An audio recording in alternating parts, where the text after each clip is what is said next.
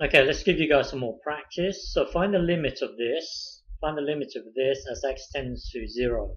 So press pause and have a go. Okay, so turn this sine of x into a series.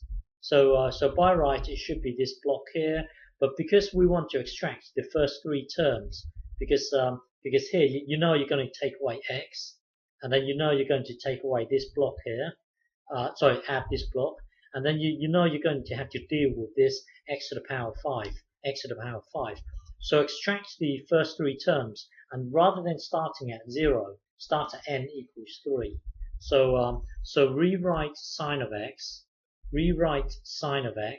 as this whole thing here. So it's just you extracting the first three terms, and then rewrite the rest, and then you start at 3, n equals 3.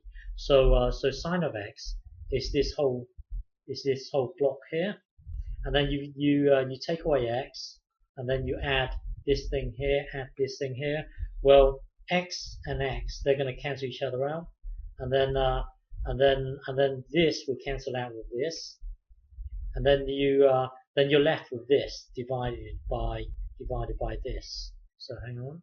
So you're left with this divided by this. Sorry, you're left with this plus this and then divided by this. So when you get this divided by x to the power 5, you're just going to be left with 1 over 5 factorial. And then divide every single term in this summation by x to the power 5, then you simply just get this, take away 5. So that will be this. So it will be this, take away 5, which will then give you this. So now take the limit as x tends to 0. Now if you go back all the way up here, hang on, so sine it's valid for x being anywhere on the real number line. So as x tends to 0, x is within the domain. X is legitimate. X heading to 0 is allowed because it's valid for x being anywhere on the real number line. So x heading towards 0 is allowed. It's not out of your interval. So as x tends to 0, it is allowed. So as x tends to 0, this thing here is heading towards 0. So 0 to the power of anything, nothing here really breaks down.